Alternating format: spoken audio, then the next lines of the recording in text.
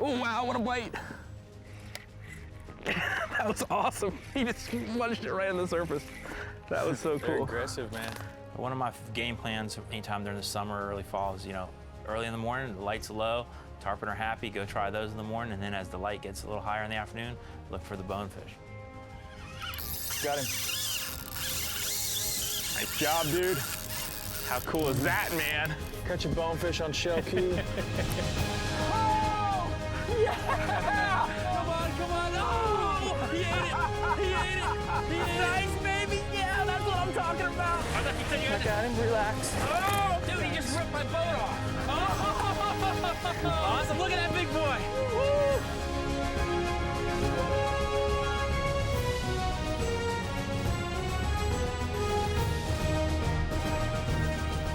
The Hawks Cay Saltwater Experience, presented by Yellowfin, with Captain Tom Rowland and Captain Rich Tudor.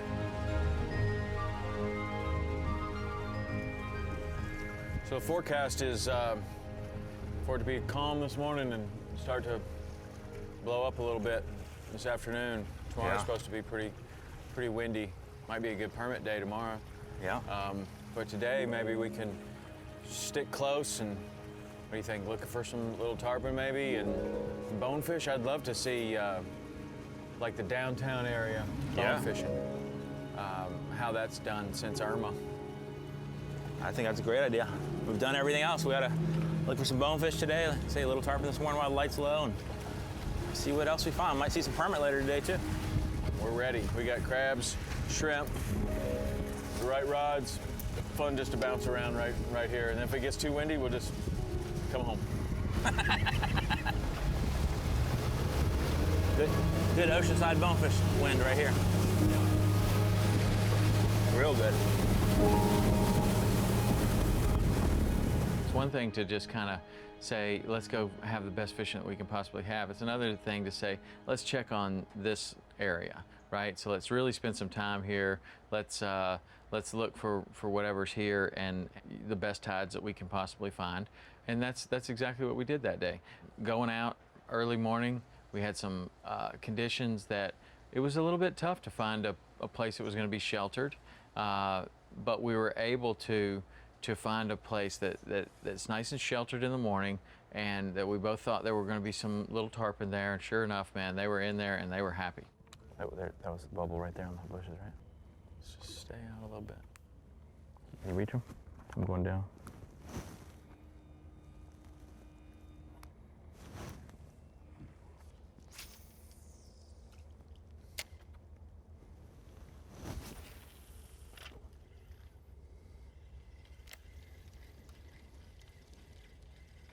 Got it eaten.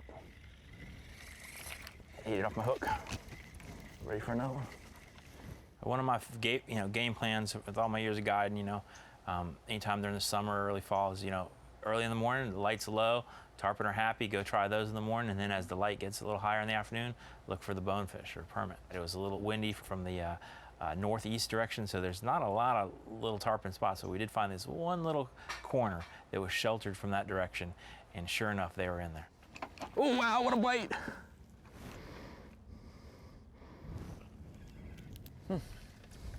Wow. How's that happen? That was an awesome Twice. bite. That was awesome. He just munched it right on the surface. That was so Very cool. aggressive, man. Oh, man. That was awesome. Nice, little tiny one. That's cool, man.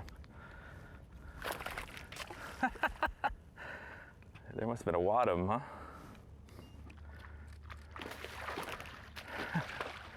It's a good way to start the day. That is, man, nothing like it. You're going to go into those areas and you're going to see fish that are 5 pounds to 40 pounds. And sometimes you can see them roll and you can target that fish. Other times you're kind of throwing in an area where a lot have been rolling.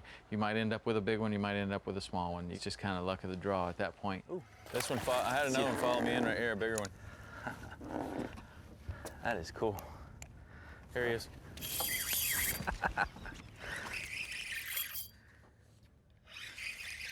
I followed that shrimp all the way out from the bushes, man. Coming. And again, That's a little better one. Nice. Yeah, he left a nice boil right after I pulled the shrimp right out of his mouth. He left a big boil. Awesome. Man, that little tarpon fishing's been good. And you know, like you're saying, you know, you wonder where it came from, and it's just absolutely perfect. There's not a scratch on the fish. It's obviously made it through the storm perfectly. It was smart. It went out to the deep water or wherever it goes, and then as soon as it's over, it knows that it's time to go back in there and make your living. Pick the lightest rod we have on purpose. Makes it more fun.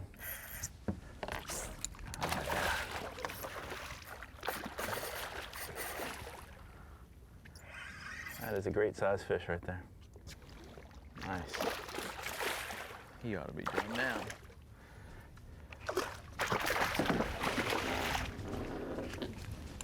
There he is. Good. Good morning, little fella. Boy, they're in there in this tannic water where all that grass is decaying, and really they're nice. just happy as can be. They always like that. Don't you think? Yep, and there's plenty of it because of all the grass that got pushed up in the storm, so they're extra happy. Nice job, dude. And he fits, blends right into that water. All right, bet we can catch another one. That's awesome. What a bite. Oh, he did it again. Again. You got him? Yeah. Oh, nice job, Micro. dude.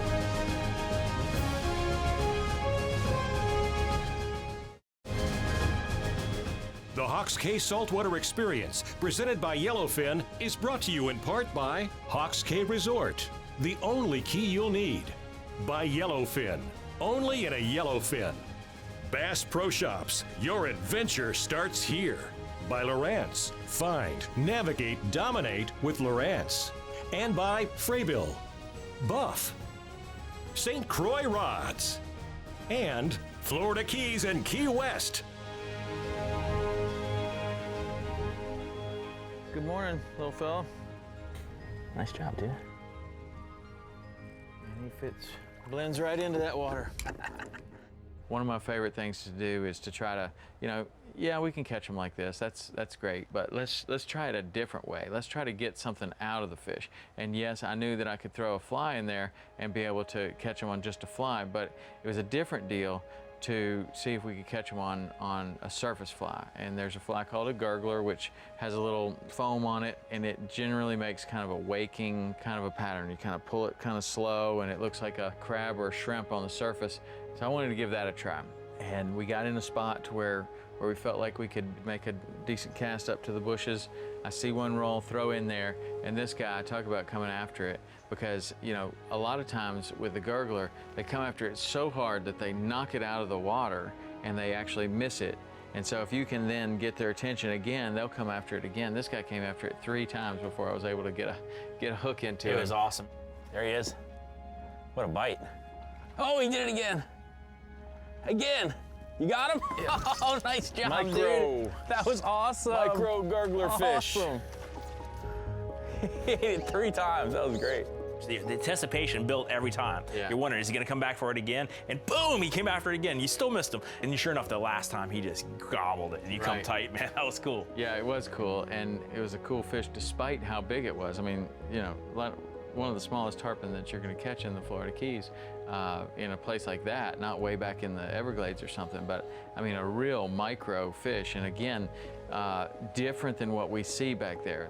In a spot like that, generally, all the fish are gonna be, you know, like this. This one was like this, like really half the size of the fish that are normally there. So storm has to do something to them. I don't know, does it bring those fish in, or are they just really super hungry and they're coming further out from the bushes? A fish like that makes his living back in the mangroves. I don't know, but very cool to see the little ones. I really don't care how big they are, big or small. I love the tarpon, and catching them on the surface fly is really great. Very cool. Nice. That's why you bring a couple. That was awesome. Man, that's a little baby one. Baby, baby, baby. Really cool to watch him just pop it over and over again. Yeah. They like that gurgler. Got him right in the tongue. Have you used that on the big ones too? Oh yeah. Nice.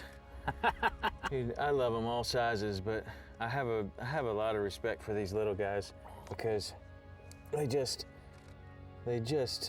are survivors, man. They can get up in the kind of low oxygenated water and roll and just kind of live on mosquito larvae and other little things that live back there, and then they get bigger and bigger and bigger, and then they turn into a giant. I mean, this little fish right here will turn into a legitimate giant.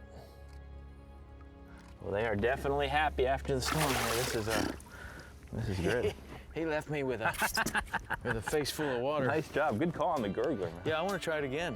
I'm gonna have to try a different rod though.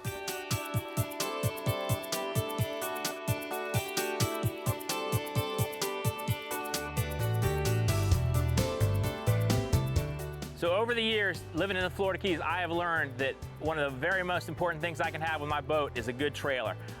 Whether it's evacuating for a storm or finding the hot fish and we got to get there quick, our trailer needs to be ready to go. I've had some nightmares over the years with bad trailers. When I had to evacuate for a storm, trying to pull the boat out of the water, the tires go flat, the hubs are broken, the trailer jack's broken, whatever it might be. Forgetting the trailer straps, whatever, it gets to be a serious problem when it's time sensitive. So I have invested more and more into my trailers, making sure I get the right ones. It's so important. Ameritrail trailers are one that I've learned to trust. They come with best components on everything. The best wheels, the best hubs, from the tie-down straps to the custom-fitted trailers. There's nothing that breaks. The lights are working, the trailer jack's working. When I go to leave and go whether I'm going for fishing or getting out of town, my trailer is the one thing I don't have to worry about. Whether you're buying a new boat or a new trailer, don't skimp on the components. Make sure you get the best of everything. Check out the Ameritrails. I trust them, and you can too.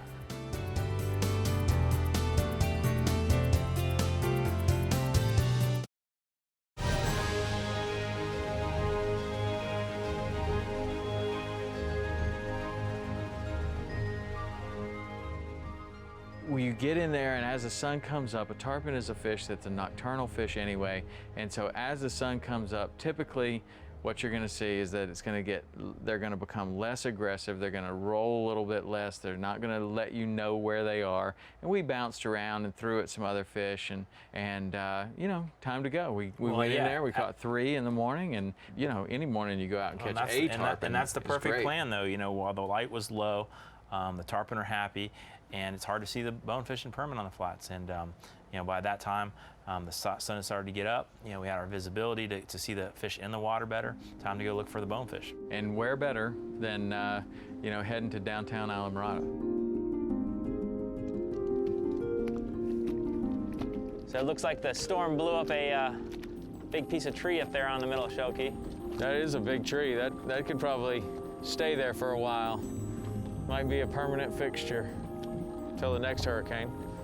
I was really super excited about going to the areas that those big fish were and where we used to see a lot of fish, and trying it after this storm, because what we've seen so far in fishing after the storm is that it's changed a lot for the better. Like, everything seems to be changing for the better. We're seeing more and bigger fish in places that we used to than ever. So I was really looking forward to just finding out how that affected the bonefish. Something's in there. Right at the top of the mud. The rays to the left of the mud now, see him? Yeah. That's always a good sign though, see a ray. Yep. We had great tides, super high fall tides. You know, we had our bay boat, so we had to stay in the deep water, but that's okay. It was midday. The fish, you know, often people think bonefish are always super shallow. Not necessarily, especially when it's middle of the day. They kind of tend to stay in that little deeper water and mud and stuff, and sure enough, it did not take long. We started to see the life. You know, there's a stingray here, shark there, just looked alive. Everything was looking right.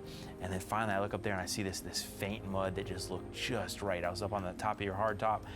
Incredible visibility, and then I saw this first distinctive bonefish mud. Whole bunch of them streaking mud.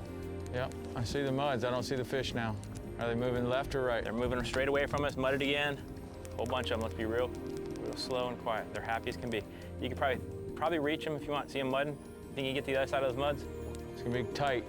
Bump me up a little closer. And they're starting to slide right a little. Yeah.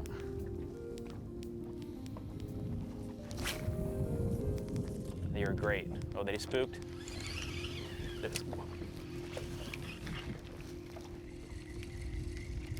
They're going away.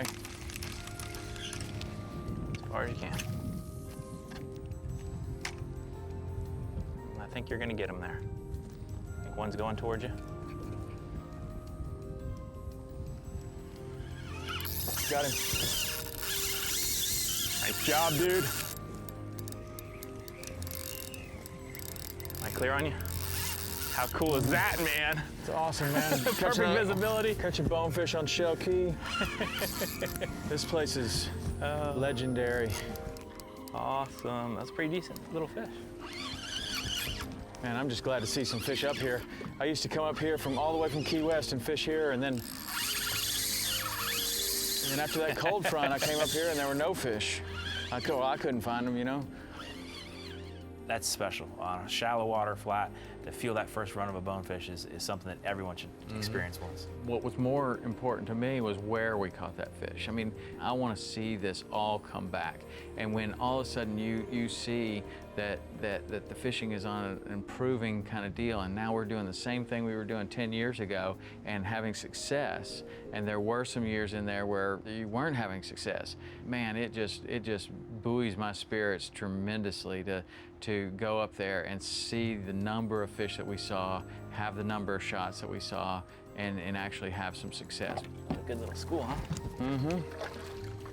They were mudding so nice. Uh-huh. That's as You know, classic that's as so it nice gets. when you take somebody out that's not done it or hasn't done a lot of it, and the fish are mudding because it's so easy to see them. I mean, all of a sudden it looks like somebody's shooting a gun in the water, like boom, boom, boom, boom, and the mud's just kind of materialize. Man, I'm so glad to see that guy. Where do you think he went during the storm?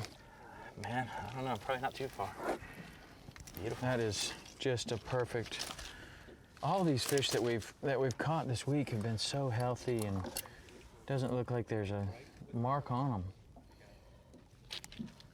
No, I think they all got to the right spot. Hold that for a second. But Shell Key coming back. Coming back. That was a lot of fish too. A whole bunch of them. I'd say That there's is- 20 or 30 that size. Yep. Awesome, man. Boy, he was ready. And gone. Good deal. I bet we can catch another one. That was sweet. I'd say let me pull you around, but you're in the better spot anyway. I'm happy up there. That's great.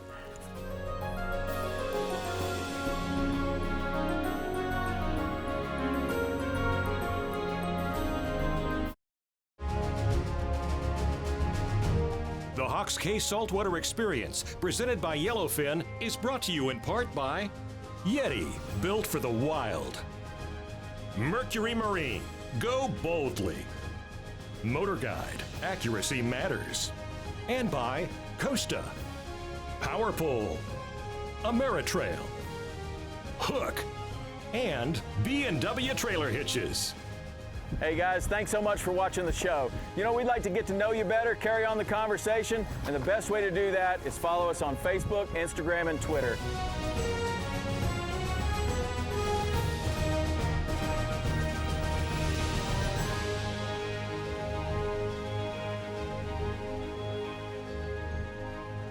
Catch that bonefish up there.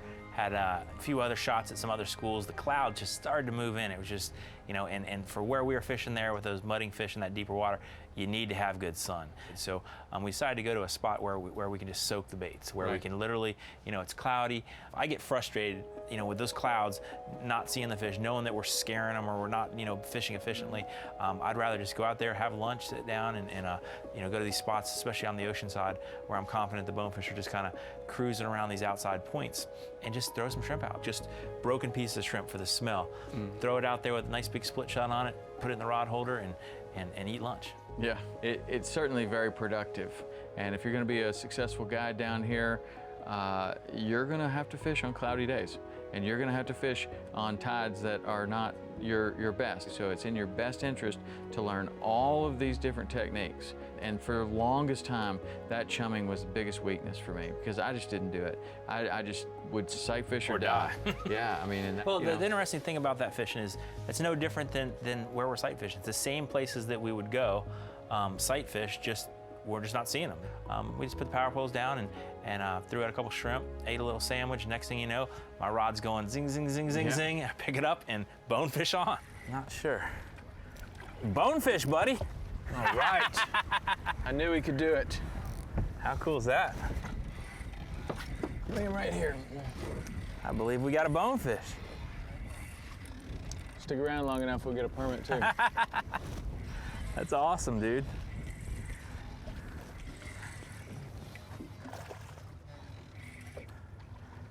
Nice little guy. Dude, you got your line with him. Good times, and really that day was all about checking the stuff that's right under the nose, man. Checking downtown Islamorada, seeing what the storm did, seeing if anything new ended up out there. There's some boats out there that you can't see from land. Or is there any navigational hazards, or how's the bone fishing in downtown Islamorada, whatever. It was a great day, and we found what we were looking for. We wanted to see if the bonefish are around, and they are. It's cool. This little bonefish.